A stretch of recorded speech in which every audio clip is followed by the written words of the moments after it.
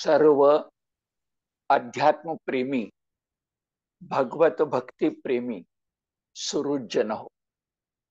आत्ताच उल्लेख झाल्याप्रमाणे माझ्याकडं या वर्षी आपली जी धर्म संप्रदाय परिचय मालिका आहे त्याच्यामध्ये बौद्ध धर्म संप्रदाय याचा परिचय करून देण्याची जबाबदारी सोपवण्यात आली आहे आणि ती यथाशक्ती पार पाडण्याचा प्रयत्न मी करणार आहे.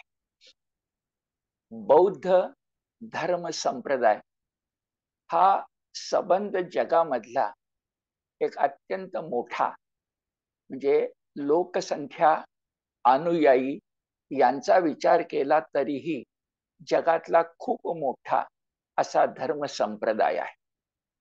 त्या धर्म संप्रदायाचा परिचय म्हणजे त्यानं सांगितलेलं तत्वज्ञान, त्यानं सांगितलेला आचार धर्म, त्यानं दिलेला वारसा संदेश, या गोष्टी जेव्हा आपण समजावून घेतो तेव्हा प्रथमच आपल्याला तो संप्रदाय का जन्मास आला, कोणत्या परिस्थितीत जन्मास आला, तो जन्मास यायला कोणती ऐतिहासिक कारण घडली याचा सुद्धा विचार करणं अत्यंत इष्ट आहे.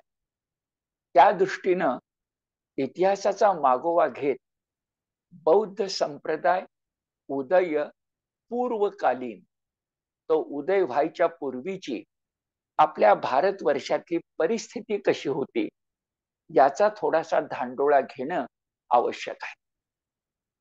आपल्याकडं वेद वाङ्मय हे अत्यंत प्राचीन आहे. ऋग्वेद, यजुर्वेद, सामवेद ही वेदत्रयी सगळ्यात प्राचीन. त्या वेदामध्ये जे काही मंत्र म्हणजे ऋचा सांगितल्या गेल्या त्या प्राधान्यानं यज्ञाला उपयुक्त अशा होत्या.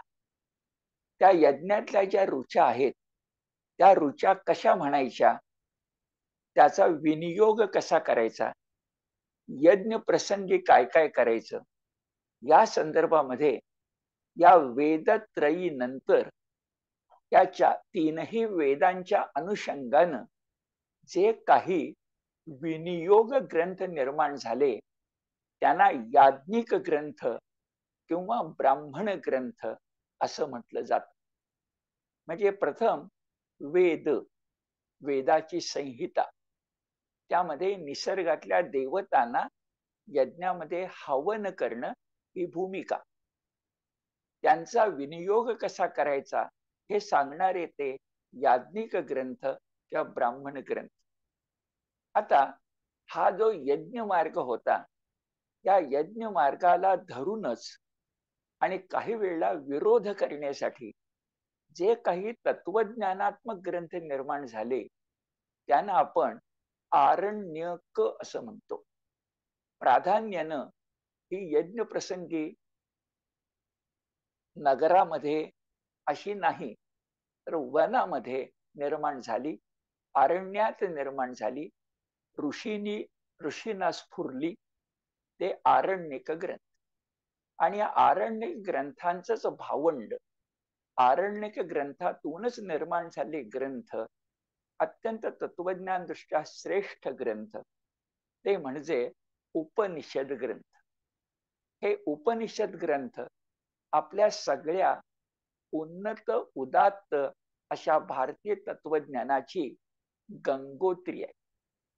तिचं गुणवर्णन करताना आचार्य विनोबा म्हणतात, हिमालयासारखा पर्वत नाही आणि उपनिषदासारखे ग्रंथ नाही. हे उपनिषदीय ग्रंथ सुद्धा जवळजवळ 108 तर त्याहून अधिक आहेत. अर्थात त्यात काही प्राचीन आहेत, मध्ययुगीन आहेत. त्यामधले 10 उपनिषद ग्रंथ अत्यंत महत्वाचे. दशोपनिषद, त्यांच्यापासूनच भगवद्गीता निष्कर्ष स्वरूपात आली अशा प्रकारची मान्यता आहे. ह्या 10 उपनिषद ग्रंथांनी जे काही एक तात्विक वातावरण निर्माण केलं ते नेमकं बौद्ध संप्रदायाच्या उगमाला कारण झालं. मी काय म्हणतोय बघा, ही जी 10 उपनिषद होते, या उपनिषदीय शिकवणुकीमुळं, ही उपनिषद सांगितल्या गेल्यामुळं, ती लोकांच्या तत्वज्ञान दृष्ट्या लक्षात यायला लागल्यामुळं वैदिक कालाच्या नंतर, आता आपण जे म्हटलं, वेद ग्रंथ, याज्ञिक ग्रंथ, आरण्यक ग्रंथ, उपनिषद ग्रंथ यांच्या नंतर, कारण उपनिषद सुद्धा वेद ग्रंथाचंच वेदांत म्हटलं तरी अपरिहार्य, अविभाज्य अंग आहे. मग त्याला वैदिक काल असं म्हणायचं, उपनिषदापर्यंत. आणि आता मी म्हणतोय, त्या वैदिक कालानंतर म्हणजे वैदिक कालोत्तर आपल्या भारतवर्षात जनमानसात, लोकमानसात एक अपूर्व अशी वैचारिक जागृती झाली. अपूर्व अशी जनमानसात वैचारिक जागृती झाली. ती कशी बरं? तर सामान्यपणे माणूस भौतिक जगाचा विचार करतो.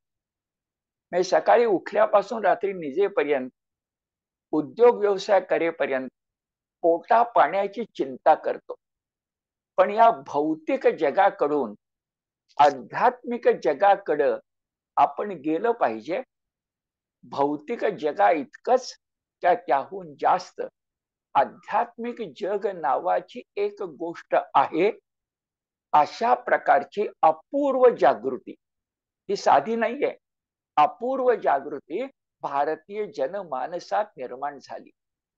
म्हणून बघा, मी आपणासमोर 4 प्रश्न ठेवतो.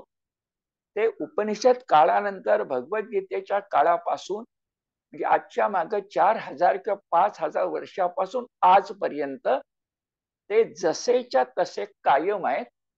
आणि ते सगळे प्रश्न भारतामधल्या सर्वसामान्य व्यक्तीला सुद्धा माहिती आहे. पहिला प्रश्न, कर्म म्हणजे काय? दुसरा प्रश्न, पुनर्जन्म असतो का? तिसरा प्रश्न, मरणानंतर जीव मात्राची नेमकी काय अवस्था होते? आणि स्वर्ग नरक, त्या वैकुंठ लोक कैलास अशा प्रकारचा परलोक असतो का? असे मूलभूत आध्यात्मिक प्रश्न, त्याच्याबद्दलचं कमालीचं कुतूहल हे भारतीय लोकजानसात, भारतीय जीवनात उत्पन्न झालं. किंवा असं म्हणूया, भारतीय मनाला असं जाणवायला लागलं की आपल्याला ज्याप्रमाणे आजारपण, म्हातारपण, दुःख यासारखी भौतिक दुःख जी त्रास देतात, त्यासारखीच काही आध्यात्मिक दुःख सुद्धा असतात. हे समजणं, हे लक्षात येणं, हे एका संस्कृतीच्या उंचीचा भाग आहे. नाही फक्त पोटा पाण्याचाच विचार केला, फक्त रोटीचाच विचार केला, तर अशा प्रकारचा श्रीरामाचा विचार म्हणजे तात्विक विचार मनात यायचं काही कारणच नाही. पण असा तात्विक विचार तुमच्या माझ्या भाग्यानं एक विलक्षण वारसा म्हणून या आपल्या भारत देशात किमान भगवद्गीता या आजच्या मागे 5000 वर्ष निर्माण झालाय. म्हणून अर्जुनाला युद्धासाठी उत्तिष्ठ म्हणताना त्याच्या बुद्धीचं समाधान करण्यासाठी वासांस जीर्णानि यथा विहाय असं सांख्य तत्वज्ञानही त्याला सांगितलं गेलं. आणि मग कर्मयोग सांगितला गेला. ही आपल्या भारतवर्षाची, भारतीय जनमानसाची, भारतीय लोकमानसाची एक विशेष अशा प्रकारची, असाधारण अशा प्रकारची ओळख आहे. ही सगळी बुद्ध संप्रदायाच्या जन्माला कारण झालेली आहे. आता घडलं काय? तर अशा प्रकारचे काही आध्यात्मिक दुःख असतात, त्याचं निवारण करणं आवश्यक आहे.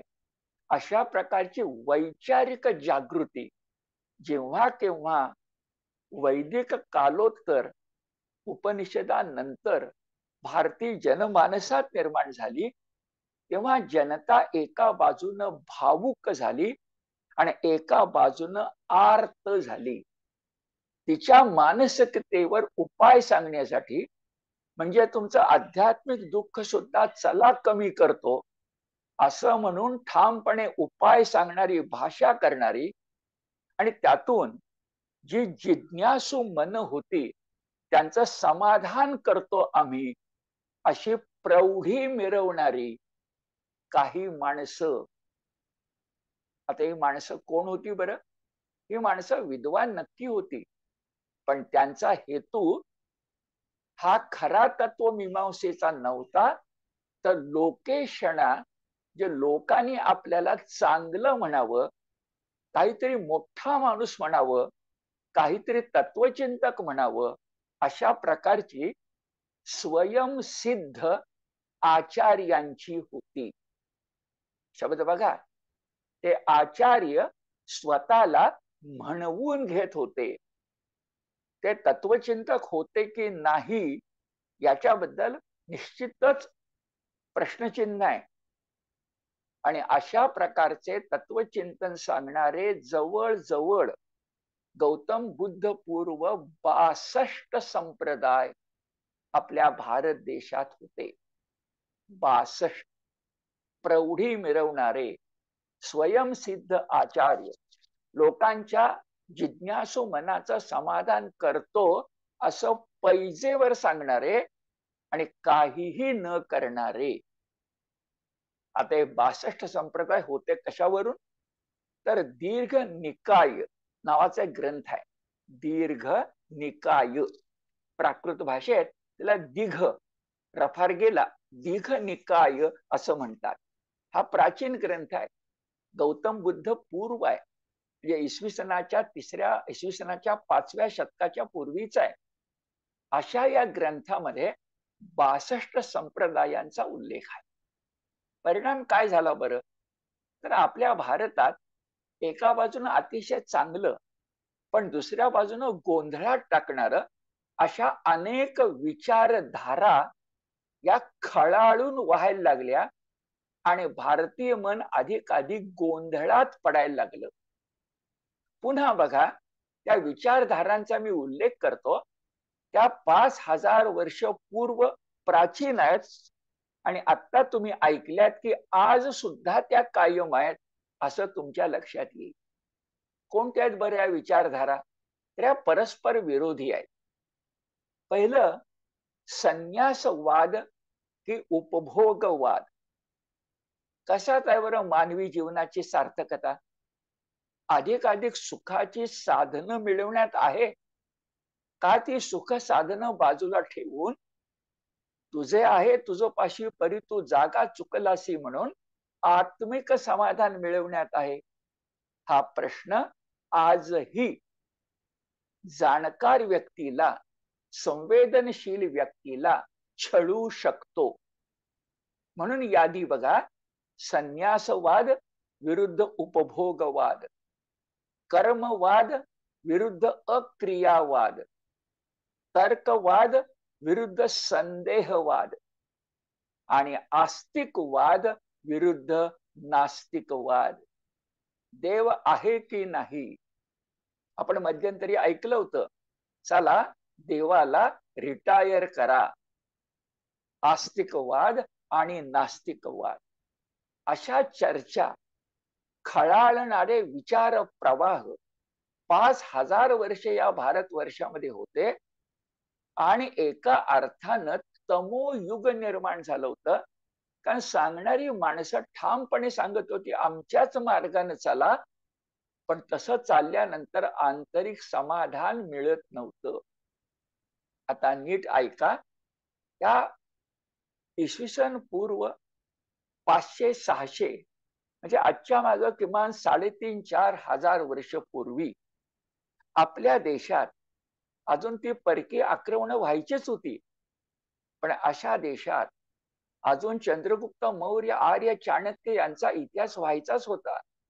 अशा वेळेला आपल्या देशात जेव्हा सगळं विचार विश्व हे तमोयुगात सापडल्यागत झालं होतं, तेव्हा या अंधार युगामध्ये दोन प्रकाश पर्व पुढं आली आणि त्यांनी आत्यंतिक टोक टाळून मध्यम मार्ग आपल्याला सांगितला.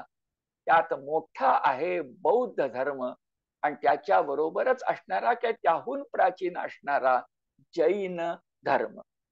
पण मी मोठा यासाठी म्हटलं की जगाची लोकसंख्या बघितली तर ती बौद्ध धर्मानुयायी जास्त आहे. काय विशेष गोष्ट आहे बघा, स्वतः गौतम बुद्धांनी आपल्या शिकवणुकीला मध्यम मार्ग असं म्हटलेलं आहे. त्यांनी संन्यस्त भिक्षूंचं कौतुक केलंय मार्गदर्शक म्हणून. आणि ते भिक्षू सांगतात तो सदाचाराचा मार्ग. सदाचार या शब्दात सगळं आहे. सदाचाराचा मार्ग संसारी माणसांनी आपल्या आयुष्यामध्ये अक्रमावयाचा, चालवावयाचा, त्यांना ते सांसारिक उपासक म्हणतात. काही वेळा आपले याच्याकडे दुर्लक्ष होतं, कारण आपल्याला नेहमीच बौद्ध भिक्षू दिसतात. त्यांची संख्या तुलनेनं लहान आहे, पण ती आपल्याला जास्त मोठी वाटते. आणि त्यांच्यापेक्षा कित्येक पट असणारे, बौद्ध धर्माचं अनुसरण करणारे, गौतम बुद्ध बोधिसत्व अर्हत यातला फरक सांगतो, यांची उपासना करणारे सांसारिक उपासक हे संन्यस्त भिक्षूंच्या बरोबरच मध्यम मार्ग या दृष्टिकोनातून गौतम बुद्धांनी आदर्श मानलेले आहे. इथं आपण बौद्ध संप्रदायाचा विचार करताना अनेकदा ज्या सांसारिक उपासकांच्याकडे दुर्लक्ष होतं ते होऊ द्यायचं नाही. आता कोणती दोन टोकं गौतम बुद्धांनी टाळली बरं? तर एका बाजूला त्यांनी आत्यंतिक त्याग, आत्यंतिक क्लेश, आत्यंतिक देहदंड या गोष्टी एका बाजूला, आणि दुसऱ्या बाजूला गीतेतल्या 16व्या अध्यायातली आसुर संपत्ती म्हणजे आत्यंतिक उपभोगवाद. ही सृष्टी केवळ माझ्या एकट्यासाठीच निर्माण झाली आहे. भगवान भगवान म्हणतात तो मीच. माझ्या सुखासाठी इतरांचा बळी दिला काही बिघडत नाही. हा आत्यंतिक उपभोगवाद. आणि मी जन्मासच का आलोय हीच मोठी चूक झाली आहे. मग हा जो प्राप्त देह आहे ना, त्याला क्लेश द्या आणि हा देह नष्टच करा.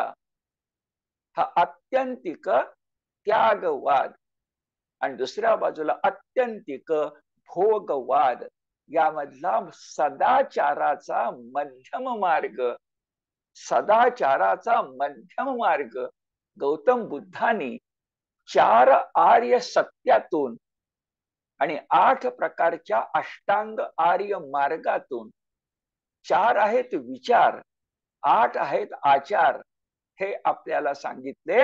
आणि बघता बघता इसवी सनाच्या 3ऱ्या शतकापासून सम्राट अशोकापासून प्राधान्यानं आपला भारत देशच फक्त नव्हे तर एकेकडं गांधार म्हणजे अफगाणिस्तान, दुसऱ्या बाजूला म्यानमार म्हणजे ब्रह्मदेश, खाली सिलोन म्हणजे श्रीलंका, आणि आशियामध्ये मध्य आशिया आणि अन्य सगळे भाग, जपान, चीन, इथपर्यंत बौद्ध धर्माचा प्रसार झाला.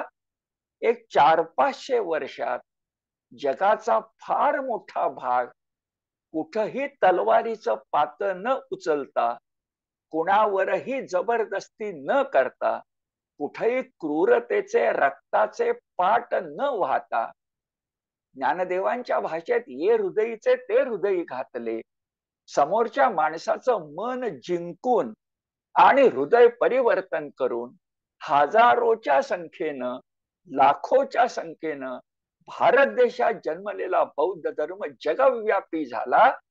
हा इतिहासातला एक चमत्कार आहे. आणि ही करणारे गौतम बुद्ध हे सबंध जगातल्या महामानवांच्या यादीमध्ये संबंध जगातल्या महामानवांच्या यादीमध्ये कंठमणी शोभावेत या योग्यतेचे आहेत. म्हणून आपण गौतम बुद्धांचा उल्लेख सगळे, ज्यांना हिंदू म्हणतात ते, ज्यांना बौद्ध म्हणतात ते, ज्यांना जैन म्हणतात, वीरशैव म्हणतात, वारकरी म्हणतात, प्रार्थना समाज म्हणतात, सत्यशोधक समाज म्हणतात, कोणी उरतच नाही, ते भगवान म्हणतात.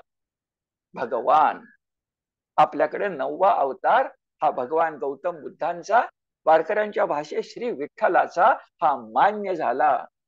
दैनंदिन पूजा विधीमध्ये जेव्हा आपण काही विशिष्ट पूजा करतो तेव्हा भरतखंडे असा उल्लेख करून गौतम बुद्धांचा आदरानं उल्लेख केला जातो.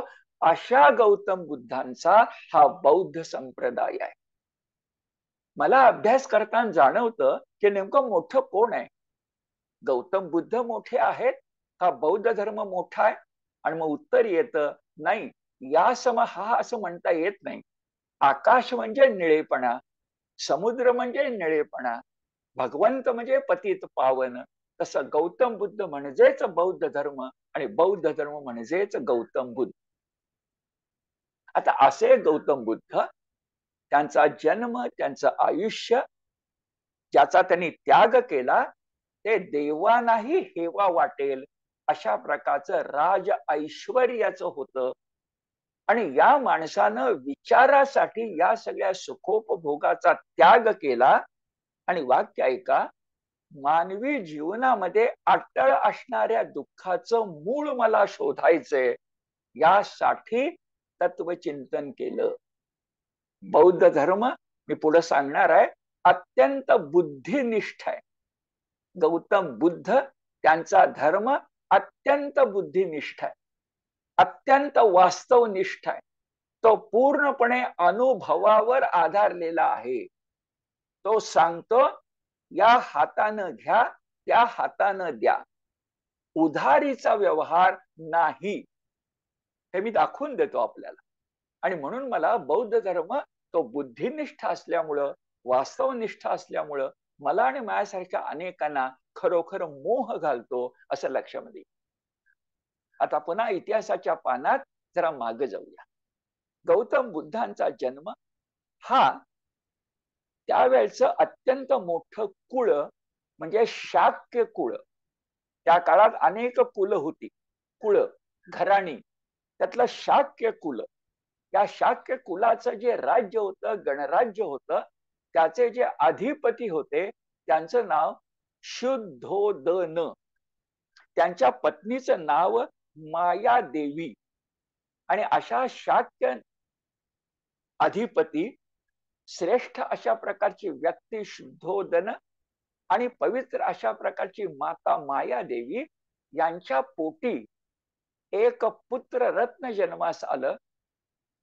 जगाला सदाचार, शील, चारित्र्य, प्रज्ञा, समाधी याचं तत्वज्ञान जगून दाखवणारा एक महामानव पुत्ररूपाने जन्मास आला. त्याचं नाव सिद्धार्थ. घराणं शाक्य, कुळ म्हणूया, आणि घराणं म्हणाल तर गौतम, या असं म्हणूया की गौतम हे आडनाव आहे समजण्यासाठी. सिद्धार्थ हे नाव आहे, शाक्य हे कुळ आहे. आणि त्यांना जेव्हा ज्ञान प्राप्ती झाली तेव्हा हा राजपुत्र सिद्धार्थ गौतम शाक्य मुनी बोधी झाला, बुद्ध झाला. प्रबुद्ध शब्द माहिती आहे आपल्याला, तोच बोधिसत्व तथा अर्हत. आता कोणकोणत्या संज्ञा आहेत बघा. अर्हत, बोधिसत्व, शाक्य मुनी, गौतम, सिद्धार्थ म्हणजेच गौतम बुद्ध. आता असा त्यांचा जन्म झाला तो इसवी सन पूर्व, आपला माग किती पहा, इसवी सन पूर्व 567 ते 487. हे आकडे असेच उलटे येतात कारण इसवी सन पूर्व आहे. 567 ते 487 म्हणजे 80 वर्षाचं आयुष्य हे त्यांना लाभलं. आणि त्यातली जवळजवळ 60 वर्ष या व्यक्तीनं धर्म प्रसार करून पायी चालत जाऊन त्या भारतामध्ये असा प्रसार केला की आज तुम्हाला मला जो बिहार प्रांत माहिती आहे, त्या बिहारची व्युत्पत्ती विहार पासून झाली आहे. आणि विहार, चैत्य, स्तूप हे सगळे शब्द बुद्ध परंपरेतले आहेत. एक प्रांतच मुळी त्या नावानं ओळखला जावा भारतातला, हे केवढं वैशिष्ट्य आहे याचा विचार करा. आणि सहज जाता जाता सांगतो, याच बिहार प्रांतानं आचार्य विनोबा भावेना भूदान यज्ञामध्ये सगळ्यात जास्त जमीन दिली, हा इतिहास आहे. माझ्या मनात विचार येतो, महापुरुषाचा वारसा हा त्रिकाला बाधित असतो, शाश्वत असतो, प्रत्येक पिढीत तो चिरंजीव असतो, असा विचार विनोबांचं चरित्र वाचताना माझ्या मनामध्ये येतो. हा जाता जाता एक विचार मांडला. पुन्हा 80 वर्षाचं आयुष्य लाभलेले हे जे शाक्य मुनी आहेत, सिद्धार्थ आहेत, जन्मल्यापासून दुर्दैवाचा फेरा बघा, हा माणूस दुःखाकडे वळला, त्याला एक कारण आहे की काय कुणास ठाऊक. सिद्धार्थाचा जन्म झाला आणि फक्त 7 दिवस झाले या बाळाला आणि त्याची आई मृत्युमुखी पडली. पोरके पण सुदैव इतकं की माय मरो आणि मावशी जगो. त्याप्रमाणे त्याची मावशी होती, तिचं नावही वैशिष्ट्यपूर्ण आहे. तिचं नाव गौतमी असं आहे. कुळ गौतम आहे म्हणून कुळ नव्हे, घराणं, पण तिचं नाव फार महत्वाचं आहे, महाप्रजापती. बरोबर आहे, गौतम बुद्धांचं पालन पोषण करणारी ती याच नावाची पाहिजे, महाप्रजापती गौतमी. तिनं मात्र या बाळाचं अत्यंत मनापासून, शेवटी तिचा भाचाच आहे तो, पालन केलं. आता शुद्धोधन राजा हा वैदिक धर्मानुयायी होता, कारण वैदिक धर्म होता तोपर्यंत, बौद्ध धर्म नंतर. वैदिक धर्मानुयायी होता. राजपुत्र सिद्धार्थाचं बालपण अत्यंत कौतुकात, लाडा कोडात असं गेलं. राजपुत्र तो असल्यामुळं, भविष्यातला राजा असल्यामुळं, त्यासाठी आवश्यक ते सगळं शिक्षण म्हणजे क्षात्र विद्येपासून आत्मविद्येपर्यंत त्याला दिलं गेलं. अत्यंत बुद्धिमान असल्यामुळे सगळ्या गोष्टी तो आपल्या लक्षामध्ये घेत गेला. विवाहाचं वय झालं आणि एका अत्यंत सुंदर युवतीशी त्याचा विवाह झाला. तिचं नाव यशोधरा. दृष्ट लागेल अशा प्रकारचा संसार सुरू झाला. पण आपले सिद्धार्थ, आता ते बुद्ध होईपर्यंत आपण त्यांना सिद्धार्थ म्हणूया, आपले हे सिद्धार्थ बालपणापासूनच अत्यंत एकांत प्रिय आणि विचारशील असे होते. या राजपुत्राला ऐहिक सुख उपभोगापेक्षा या मानवी जीवनाचं अंतिम रहस्य काय आहे हे शोधण्याची उत्सुकता अधिक होती. आणि म्हणूनच असेल, जसं आपल्या सगळ्या संतांचं आहे, नामदेव घ्या, तुकाराम घ्या, एकनाथ घ्या, त्यांचं मन सिद्धार्थाचं प्रापंचिक सुखामध्ये रमत नव्हतं. आणि दैवयोगानं प्रसंग वशात त्याला 4 दृश्य दिसली. आता पुढचा भाग आपल्या सगळ्यांना माहिती आहे, तो मी सांगतो, पण त्यातून त्यांना काय जाणवले तो अधिक लक्षामध्ये घ्या. प्रसंग वशात रथातून जात असताना एक दृश्य पहिलं दिसलं, ते असं की जरा जर्जर माणूस, पूर्णपणे पाठीत वाकलेला, एका काठीचा आधार घेऊन कसा तरी कष्टानं चालत असलेला असा माणूस त्यानं पाहिला. म्हातारा माणूस, जरा जर्जर. आणि त्याच्या मनात विचार आला, आज मी राजबिंडा आहे खरा, पण मानवी जीवनात वार्धक्य अटळ आहे आणि ते चटका लावणार आहे. हे वाक्य लक्षात घ्या, हे सूत्र लक्षात घ्या. हे बौद्ध धर्माची उगम भूमी आहे. अटळ आहे, जरा जर्जर वार्धक्य. दुसरं दृश्य त्यांना दिसलं की एक व्याधीग्रस्त माणूस रस्त्याच्या कडेला घाणीमध्ये लोळत पडलाय आणि सगळ्या नातेवाईकांनी त्याचा त्याग केलेला आहे.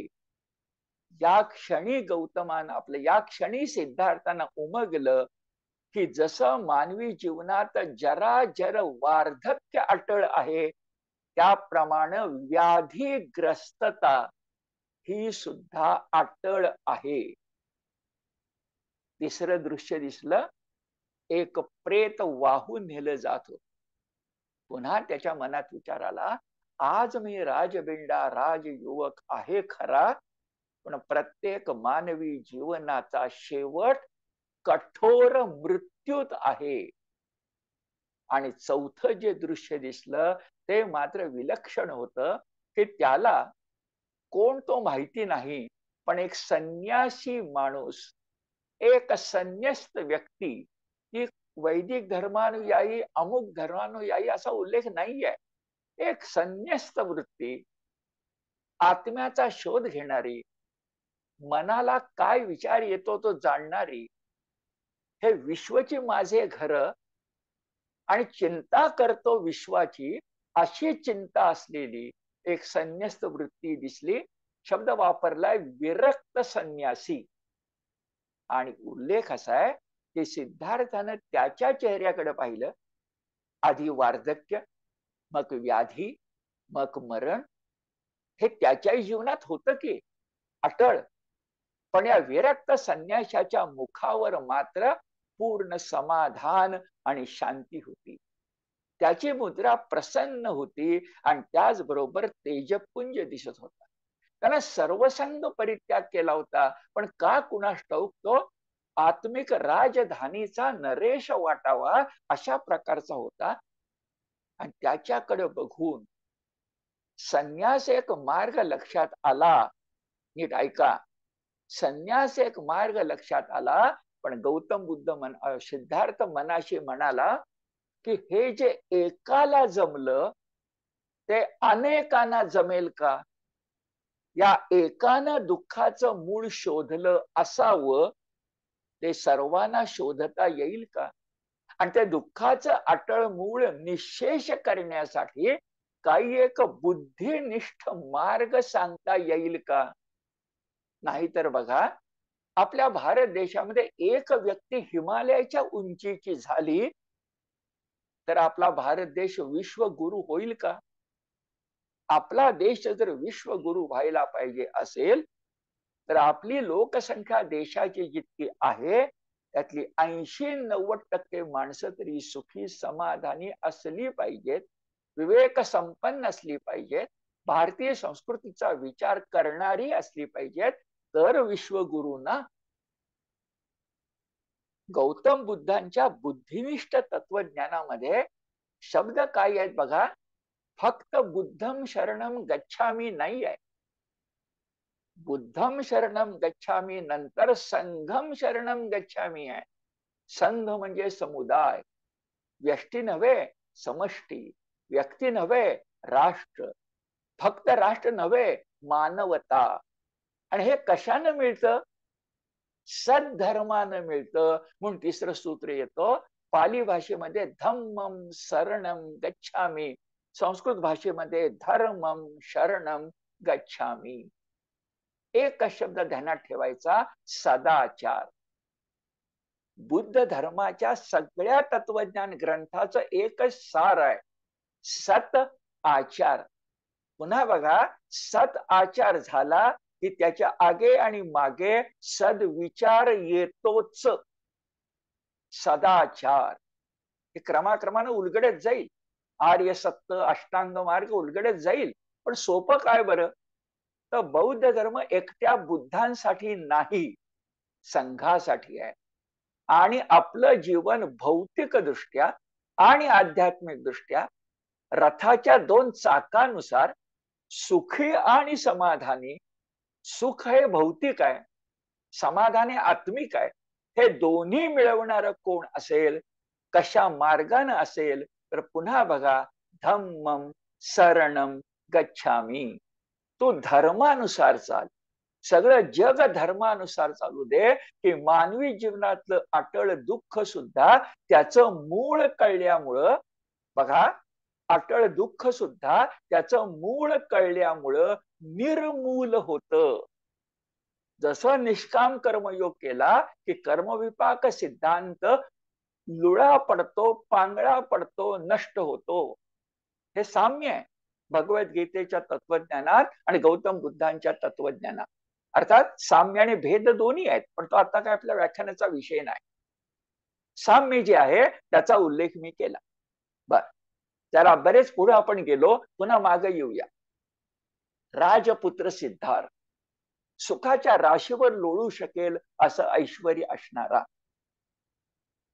सुदैवानं काही दिवसानंतर या दाम्पत्याला पुत्र प्राप्ती झाली. पुत्र जन्म झाला. संसार वृक्षाच्या त्या वेलीवर सुंदर फळ आलं. नाव राहुल ठेवलं गेलं. सगळे आनंदले.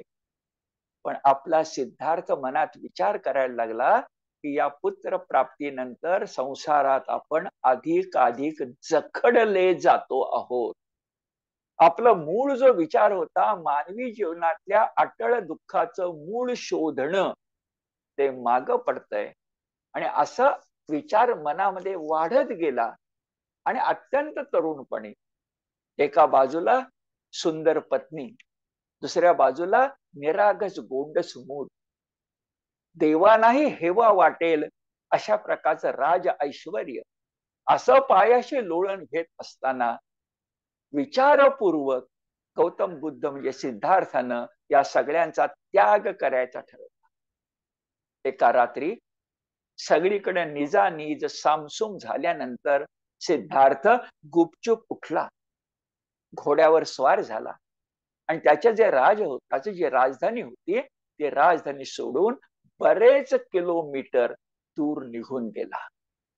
घोडा सोडून दिला, राजवस्त्र टाकून दिली आणि काशाय वस्त्र म्हणजे भगवी वस्त्र धारण केली आणि अनोळखी प्रदेशामध्ये प्रवेश करून मानवी जीवन सुखी करण्यासाठी राजसुखाचा त्याग करून हा तरुण सिद्धार्थ बाहेर पडला. गौतम बुद्धांना अश्वत्थ वृक्षाखाली तो जो बुद्ध धर्माचा मार्ग सापडलाय तो एकदम सापडलेला नाही. बौद्ध धर्म अत्यंत बुद्धिनिष्ठ आहे आणि त्याच्या आधी अत्यंत प्रयत्ननिष्ठ आहे. मी मोजक्या गोष्टी आपल्याला सांगतो. बाहेर पडल्यानंतर जसा माणूस देव मिळवायला बाहेर पडला तसा माणूस दुःख संपवायला बाहेर पडला. मग जे काही उपलब्ध मार्ग होते तपाचे ते आचरायचे. म्हणून प्रथम तो शिष्यत्व पत्करता झाला. त्याच्या नगरीपासून जवळच वैशाली जवळ असणाऱ्या, नावं थोडी वेगळी आहेत, अराड कालाम याचं शिष्यत्व पत्करलं. काही महिने गेले पण या तपश्चर्यानं काही मनाचं समाधान होईना.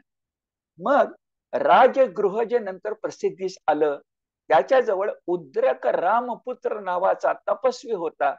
त्याचं शिष्यत्व पत्करलं. आत्मक्लेश करून घेतले, देहदंड करून घेतले, पण तरी समाधान होईना. हे देहदंड गौतम बुद्धांनी कसे केलेत बरं? हा इतिहास आहे, दंतकथा नाही. काही दिवस ते एका दिवशी काही मोजके मोजलेले तीळ या 5-10 आणि मोजलेले 5-10 कच्चे तांदूळ एवढ्याच 24 तासामध्ये भक्षण करून त्यांनी काही दिवस काढले. मी इतिहास सांगतोय. मोजके तीळ तांदूळ खाऊन फक्त दिवस काढले. इतके आत्मक्लेश करून घेतले की गौतम बुद्धांचं वर्णन त्यावेळेला अत्यंत दुर्बळ, आणि आपण मराठी ज्याला हाड आणि कातडी म्हणतो त्याला संस्कृत मध्ये म्हटलंय त्वक अस्थि. त्वक म्हणजे त्वचा, फक्त त्वचा आणि हाड उरली, सापळा झाला. आणि गौतम बुद्ध मनाशी म्हणतात असं कठोर तप करूनही मला अजून मार्ग सापडत नाही. आणि आता ऐका, आता गौतम बुद्धाने पुन्हा शब्द तोच होतोय, सिद्धार्थ राजपुत्रानं विचार केला, किती प्रयत्न साध्य आहे बघा, विचार केला की भगवंतानं मला काही शक्ती दिली आहेत, मग कोणाचाही अनुयायित्व न पत्करता मी माझ्या अंतरात्म्याचा शोध घेऊन अंतरात्मा मिळवण्याची वाट का शोधू नये. इतिहासात नोंद आहे, सिद्धार्थाच्या मनात विचार आला, माझ्याजवळ देवानं बुद्धी दिली आहे, माझ्याजवळ धैर्य आहे, माझ्याजवळ स्मरण शक्ती आहे आणि माझ्याजवळ श्रद्धा आहे. मी चारही गोष्टीचा पुन्हा उल्लेख करतो, कारण आपण सगळे पारमार्थिक आहोत. काय देवाने दिलंय? बुद्धी दिली आहे, धैर्य दिलंय, स्मरण शक्ती दिली आहे आणि श्रद्धा दिली आहे. अशा स्थितीमध्ये आपला मार्ग आपणच शोधून काढू. याच्यातून बघा 80व्या वर्षी आपल्या सगळ्या लाडक्या आनंद नावाच्या प्रिय शिष्याला शेवटचा उपदेश करताना 60 वर्ष धर्माचा प्रसार केलेला गौतम बुद्ध सांगतात, आत्मदीप भव, आत्मदीप भव. तुझा प्रकाश तुझा तूच शोध. म्हणजे आज सुद्धा समजा मी बौद्ध धर्माचा अनुयायी असेन, तर गौतम बुद्धांनी सांगितलेली त्रिरत्न ही पुढे सांगतो, 4 आर्य सत्य, सत्य आणि त्याचा 8 प्रकारचा मार्ग हा आचरावयाचा, पण 100रातला शेवटचा पैसा स्वतःचा उद्धार स्वतःच करायचा हा असला पाहिजे. आणि हा गौतम बुद्धांचा संदेश आहे. म्हणजे उपासनेला प्रयत्नाची जोड आहे, श्रद्धेला बुद्धीची संगत आहे, बाबा वाक्यम प्रमाणम नाही आहे. तर तुझ्या जीवनाचा तूच शिल्पकार, हे गौतम बुद्धांचं सांगणं आहे. नाही तर शेवटचा संदेश, प्रिय शिष्याला माझ्या बौद्ध धर्माचा पुढे प्रसार कर, हा आला असता. अगदी वैयक्तिक वाटेल अशा प्रकारचा आत्मदीप भव आला नसता. आपल्या सोयरोबानाथांनी म्हटलंय, अंतरीचा ज्ञान दिवा मालवू नको रे. त्या नामदेव महाराज म्हणाले, नाचो कीर्तनाचे रंगे ज्ञानदीप लावू जगी. हे उल्लेख माझ्या मुखात एवढ्यासाठी येत आहेत, कारण मनात माझ्या वारकरी संप्रदाय आणि बौद्ध संप्रदाय याच्यातलं प्रचंड साम्य हे रुंजी घालतंय. पण पुन्हा तो आजचा विषय नाही. आता गौतम बुद्धांनी काय ठरवलं? स्वतःचा स्वतः उद्धार करून जगाचा उद्धार करण्यासाठी मार्ग शोधायचा. आणि आता त्यांनी ठरवलं, एका अश्वत्थ वृक्षाखाली बैठक मारायची, पद्मासन, ध्यानस्थ, आणि आपल्याला स्वतःला नवा मध्य मार्ग मिळेपर्यंत उठायचं नाही. किती दिवस गेले माहिती नाही, पण उठायचं नाही. यावेळेला बौद्ध धर्मामध्ये अनेकदा उल्लेख आहेत की त्यांच्यावर अनेक संकट आली. ती सगळी संकट त्यांनी मनानं झेलली आणि ध्यानावस्था मोडू दिली नाही.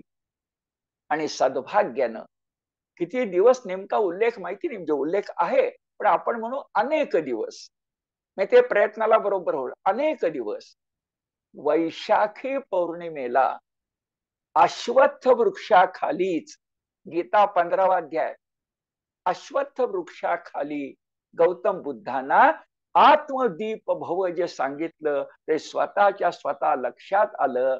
काय?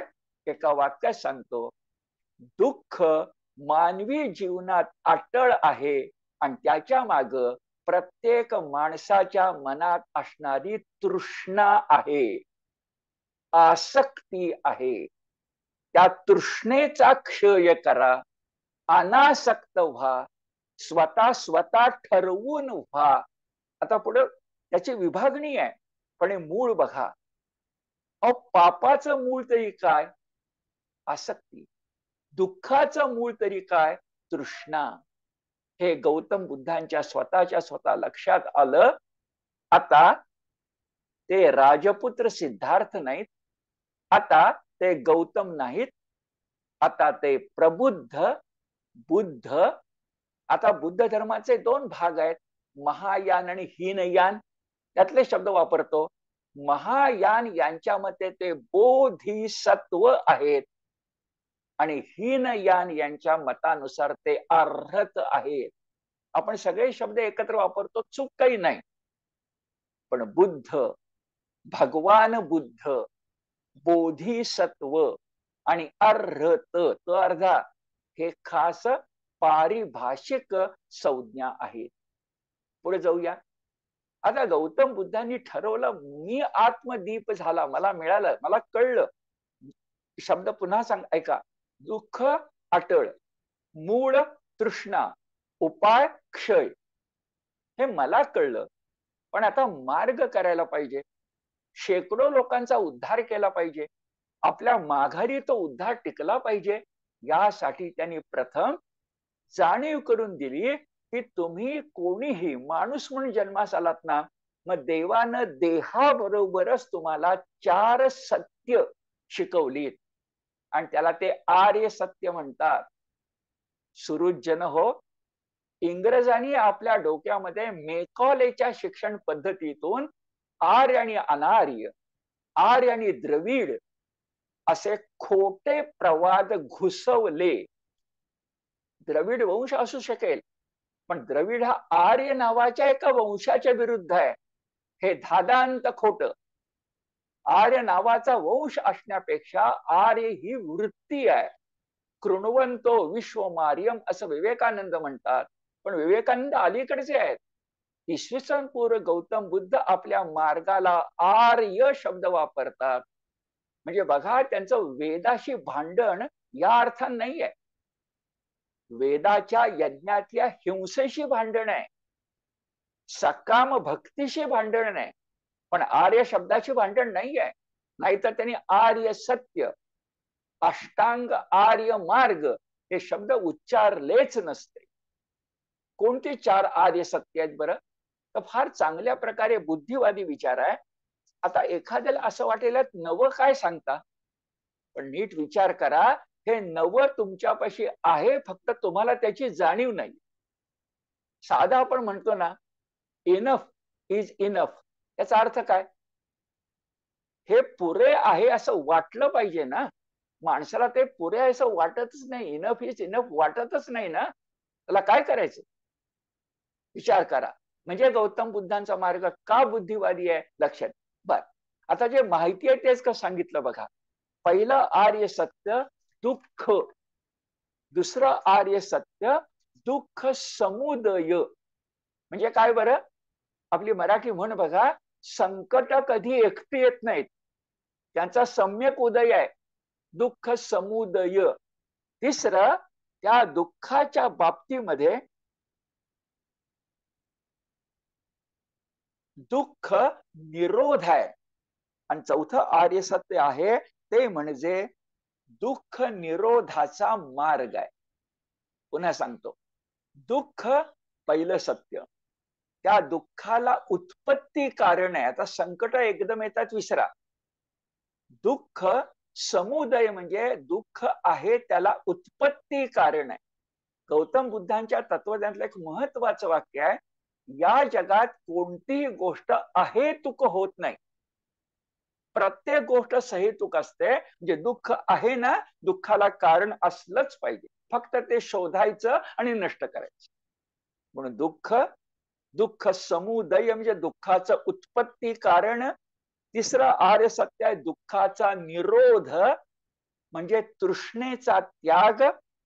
आणि चौथं जे सांगितलं ते दुःखाचा चौथं सत्य दुःख निरोध गामिनी मार्ग किंवा मार्गिका.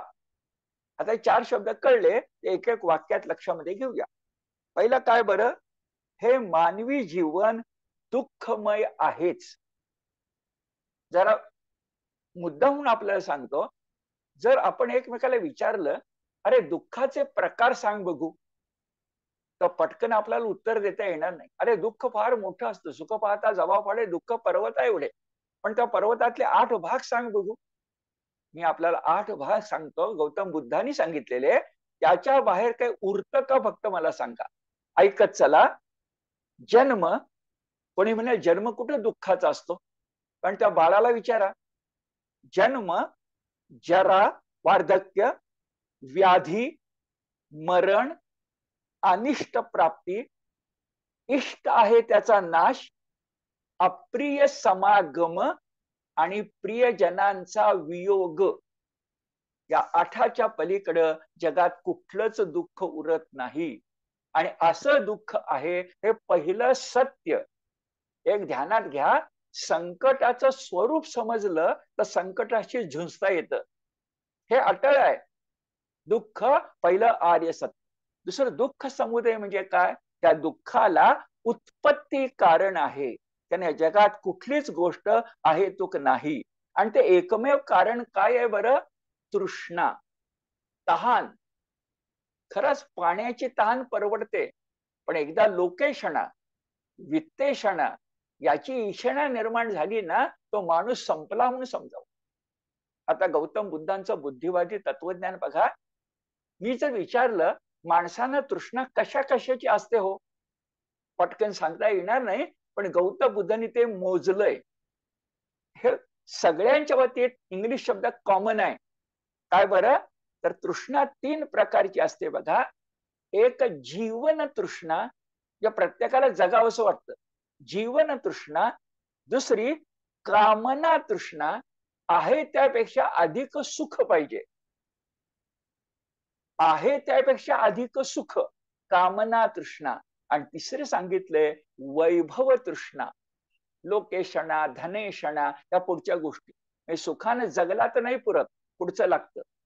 थोडक्यात त्रिविध तृष्णा आहेत. एक जीवन तृष्णा, दुसरी कामना तृष्णा आणि वैभव तृष्णा. या टाकल्या पाहिजेत असं सत्य सांगतं. तिसरं सत्य आपल्याला सांगतं की दुःखाला मूळ आहे, ते अटळ आहे. पण शब्द बघा, पण दुःख परिहार्य आहे, अपरिहार्य नाही. अटळ मान्य, पण ते अपरिहार्य नाही. कारण दुःखाचा परिहार कसा करता येतो? शब्द आहे, विषय उपभोगाची आसक्ती सोडली तर. विषय उपभोगाची आसक्ती तोडली तर.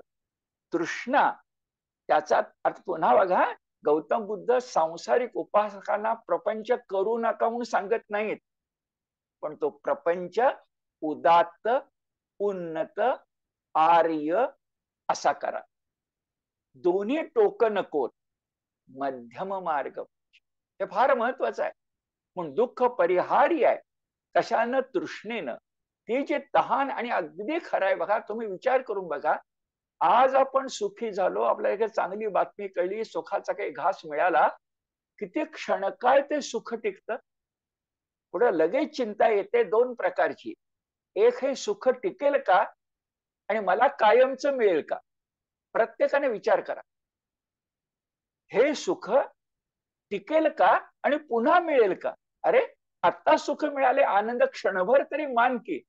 मानवी जीवन असं नाहीये, कारण ते अटळ आहे. बर, तो मुद्दा असा, त्या तृष्णेचा त्याग कर. आणि चौथं सत्य सांगितलं, ऐका, या तृष्णेचा त्याग करण्याचा एक मार्ग आहे. हा बौद्ध धर्म आहे. तृष्णेचा त्याग करण्याचा मार्ग आहे. नाही तर मगासारखं फक्त होईल, बुद्धम शरणम गच्छामी, संघम शरणम गच्छामी. आता अत्यंत महत्वाचं आहे, खास आपण लक्षात ठेवलं पाहिजे की त्याला त्यांनी ही 4 आर्य सत्य जे आहेत त्या संदर्भात त्याच्या दुप्पट अष्टांग मार्ग सांगितला.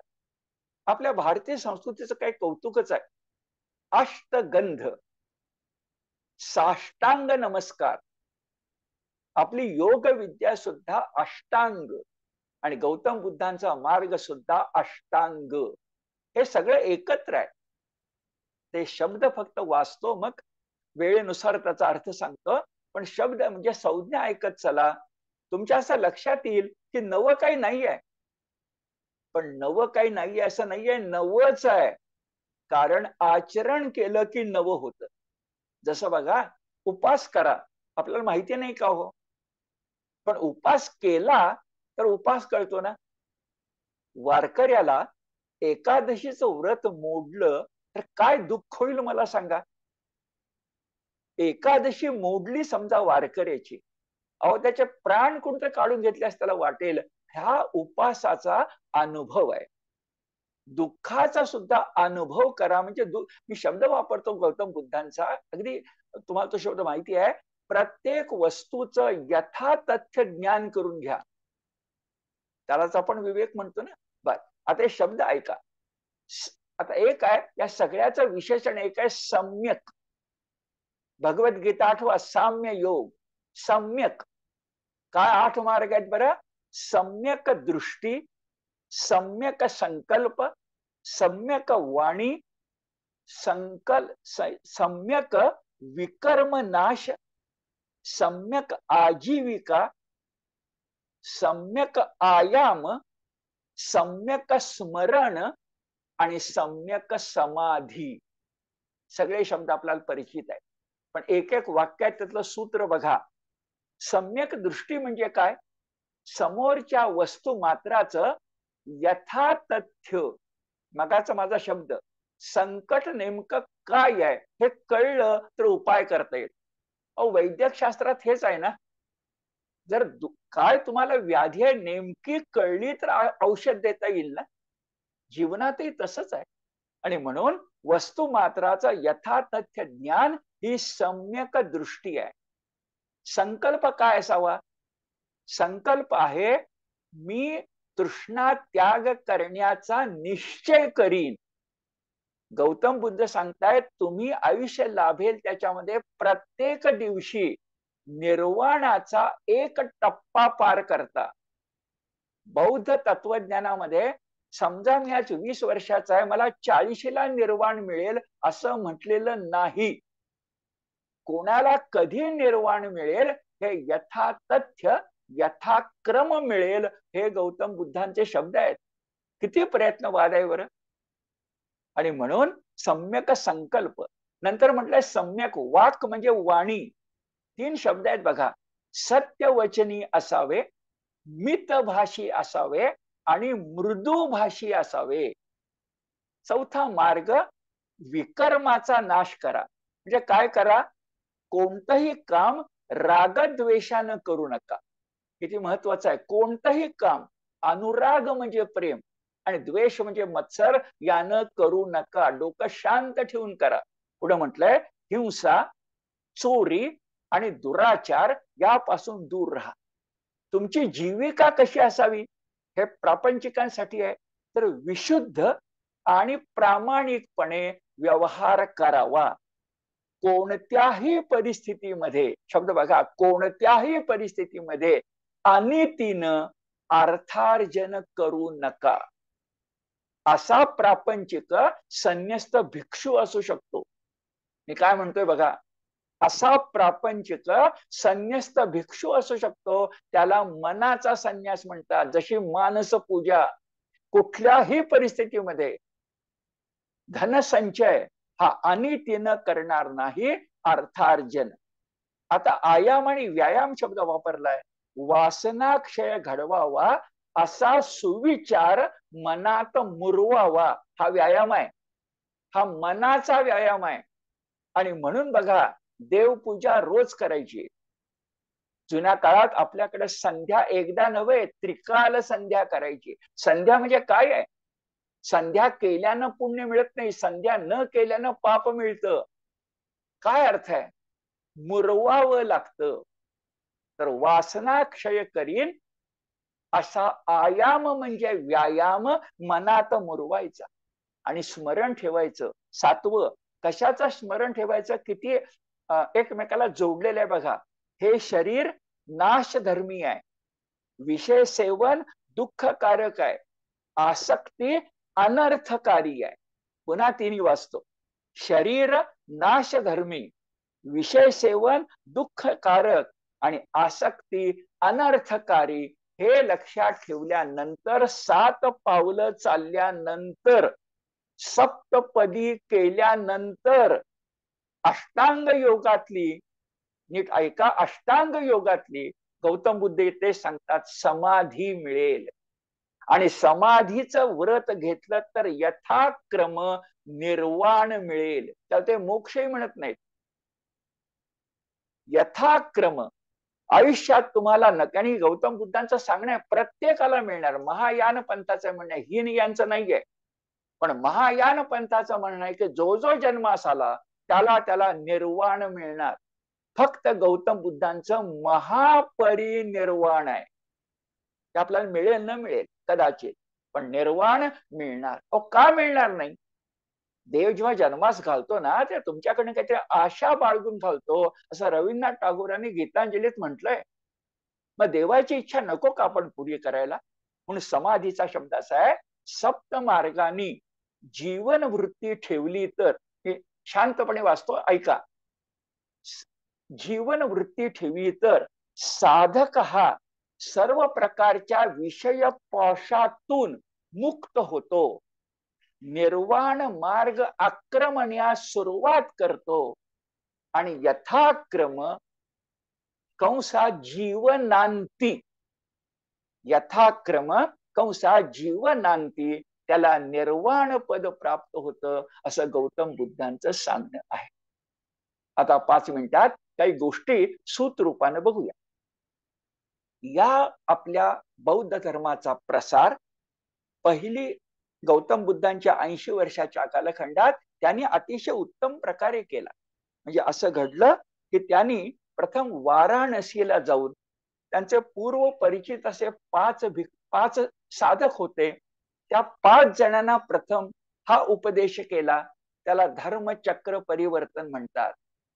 आता ते 5 त्याच्यामध्ये त्याच वाराणसीतल्या यशवर्मन किंवा यश नावाच्या तपस्व्याचे 55 जण मिळाले आणि 60 भिक्षूंचा पहिला संघ झाला बौद्ध संघ. एक ध्यानात घ्या, बौद्ध धर्माच्या प्रचारामध्ये संघ भावना महत्वाची आहे. लंकेमध्ये, श्रीलंकेमध्ये सम्राट अशोकानं आपला मुलगा आणि मुलगी, राजपुत्र राजकन्या यांचा संघ बनवून त्यांना पाठवलं. हे बौद्ध भिक्षू अत्यंत तेजस्वी, हृदय परिवर्तन घडवणारे आणि मगाशी मी सांगितलं चीन, जपान पासून आशियामध्ये सगळीकडे गेले आणि त्यांनी प्रसार केला. स्वतः गौतम बुद्धांनी स्वतः जो प्रसार केला तो आपल्या लक्षामध्ये येतो. तो असा बघा की ते स्वतः मगध सम्राटाला भेटले. बिंबिसार हा त्यांचा अनुयायी झाला. नंतर कपिल वस्तूला गेले, ते त्यांचंच गाव. शाक्य युवक भिक्षू झाले. नव्हे त्यांचा मुलगा राहुल हा भिक्षू झाला. पाठोपाठ अवंतीला गेले, प्रसार केला. काय प्रसार होता बरं? कुठलाही भेद, जाती भेद मानायचा नाही. तत्वज्ञान लोकभाषेत सांगायचं, पाली भाषेत सांगायचं. बौद्ध धर्माचे 3 ग्रंथ त्रिपिटक असताना म्हणतात. पिटिका म्हणजे पीटी. त्याच्यामध्ये बौद्ध तत्वज्ञान आहे, ते सगळं पाली भाषेमध्ये आहे. म्हणजे नंतर महायानांनी संस्कृत ग्रंथ लिहिले, पण त्यांची मूळची भाषा पाली आहे असं लक्षात येईल. काही गावाची नावं बघा त्यावेळची: मगध, कपिलवस्तू, अवंती, कोसल, वत्स अशी सगळी गणराज्य ही गौतम बुद्धांची अनुयायी बनली. आणि 80व्या वर्षी कुशीनगर या ठिकाणी त्यांनी महापरिनिर्वाण घेतलं. त्यांच्या देहावशेषाचे 8 ठिकाणी भूमी गर्भामध्ये ठेवण्यात आले, तर स्तूप बांधण्यामध्ये आलं. सगळीकडे प्रसार होऊ लागला. गौतम बुद्धांचं स्वतःचं व्यक्तिमत्व विलक्षण होतं. आपण आज गौतम बुद्धांची मूर्ती बघा, त्या मूर्तीसारखेच गौतम बुद्ध आणि त्यांच्या व्यक्तिमत्वाचा प्रभाव मोठा पडायचा. एक छान गोष्ट होती की ते कथेतून आपला धर्म सांगायचे. शब्द वापरलाय रंजक आणि व्यंजक कथा, बोली भाषेत सांगायचे. त्यांचा धर्म कळणारा होता आणि म्हणून लोकांना आचरण करावं असा वाटत होता. स्वतः त्यांनी राजाश्रयाचा त्याग केला होता. ती तपस्वी मूर्ती कसे गौतम बुद्ध दिसत होते. रावत नेमनी इतिहासकारांचे शब्द वाचून दाखवतो. गौतम बुद्धांचं व्यक्तिमत्व विलक्षण प्रभावकारी होतं. देहयष्टी भव्य आणि रुबाबदार होती.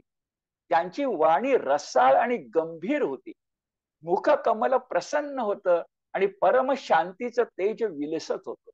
त्यांच्या दृष्टीतच विश्व धर्म, विश्व प्रेम आणि भूत दया होती. स्वभाव प्रेमळ होता. कोणत्याही परिस्थितीत त्यांच्या मनाची शांती ढळत नसे. त्यांचं बोलणं मोठं मधुर आणि हजर जबाबी होतं, प्रत्युत्पन्नमती. ते गोष्टी सांगण्यात मोठे कुशल होते.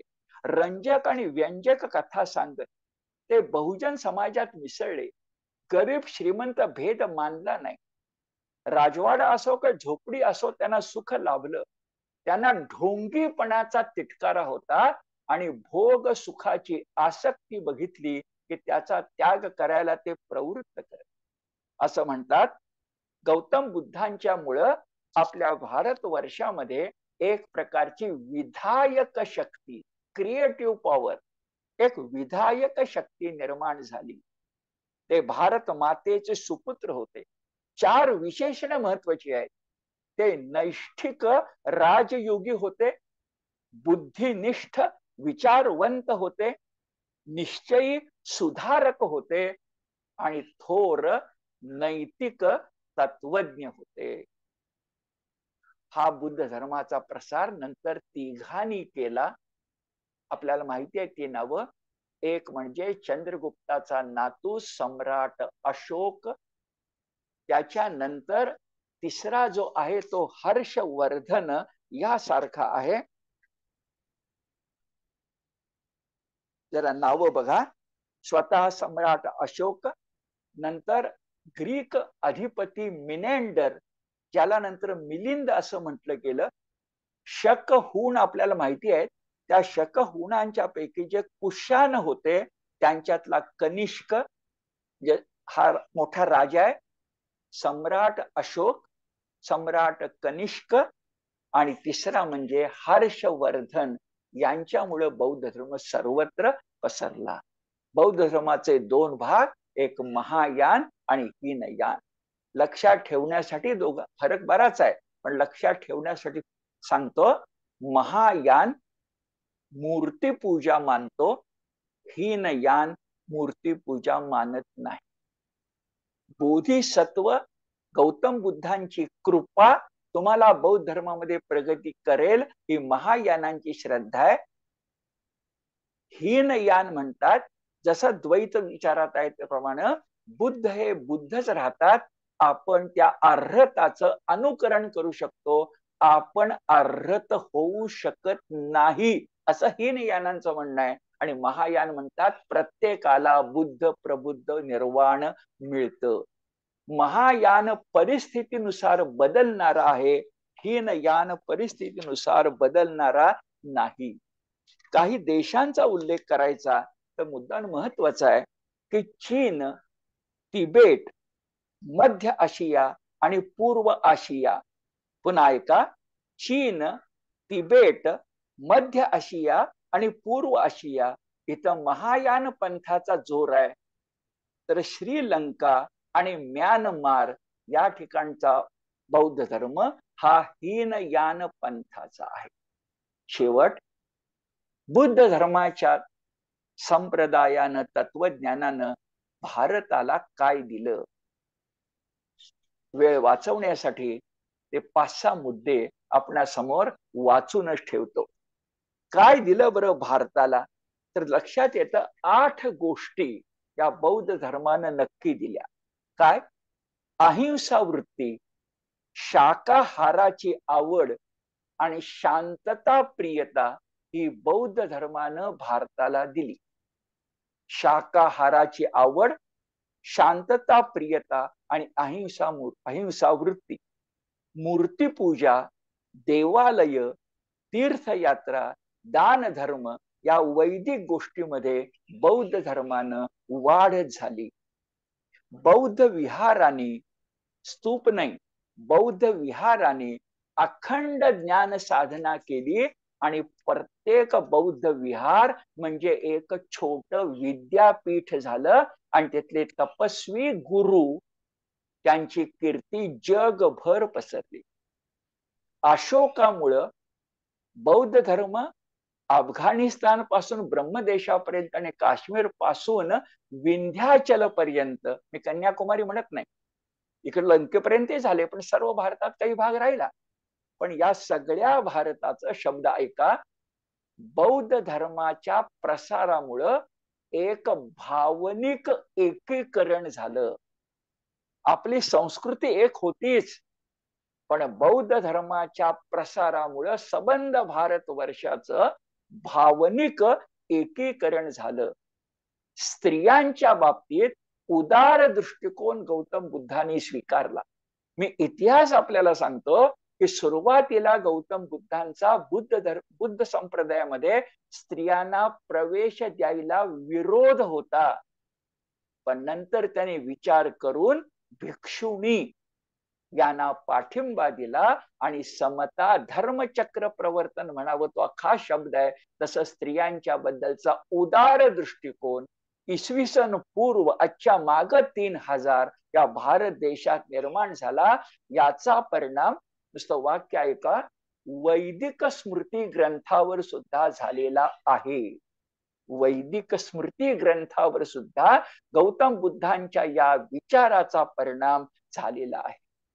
तत्वचिंतन लोकाभिमुख झालं आणि तत्वज्ञानाचा अभ्यास सामान्य माणसाच्या आटोक्यात आला. तत्वज्ञान लोकाभिमुख झालं आणि तत्वज्ञान, ब्रह्मज्ञान, आत्मज्ञान, आत्मदीप भव सामान्य माणसाच्या आटोक्यात आलं. आणि जाता जाता या विहारामुळं, स्तूपामुळं, गौतम बुद्धांच्या मूर्तीच्या निर्मितीमुळं भारतात अत्यंत चांगल्या प्रकारे मंदिर, स्थापत्य, शिल्पकला यांना उत्तेजन मिळालं आणि अतिशय सुंदर वास्तू भारतात आणि भारताबाहेर वैदिक धर्माप्रमाणेच उभ्या राहिल्या. हा भौतिक परिणाम आहे, पण खरा आत्मिक परिणाम आहे की माणसाला माणूस म्हणून जगायला पाहिजे असेल तर विचार गौतम बुद्धांनी दिला. आणि म्हणूनच डॉक्टर बाबासाहेब आंबेडकरांनी बौद्ध धर्माचा स्वीकार केला. आणि अखेरच्या दिवसात बाबासाहेबांचे शब्द आहेत, जगात जर शांतता नांदायला पाहिजे असेल, बाबासाहेबांचे शेवटचे शब्द आहेत, जगात शांतता नांदायला पाहिजे असेल तर सगळं जग बौद्धमय होऊ दे. बाबासाहेबांनी अखेरच्या क्षणापर्यंत लिहून पुरा केला त्यांचा ग्रंथ म्हणजे बौद्ध आणि त्याचा धर्म किंवा धम्म. भगवान गौतम बुद्धच डॉक्टर बाबासाहेब आंबेडकर यांच्या रूपानं भारतात आले आणि हा बौद्ध संप्रदाय पुन्हा एकदा आपल्याला माहिती झाला. मुळात हा विषय 2 भागामध्ये मांडण्याचा होता, पण आपलं वर्ष संपत आलंय, दिवस आपल्या हाताशी कमी आहेत आणि म्हणून मीच म्हटलं होतं की मी 1.25 तासात 2 तासाच्या ऐवजी विषय मांडायचा प्रयत्न करेन आणि यथाशक्ती तो आपणासमोर सेवा म्हणून रुजू केलाय. धन्यवाद.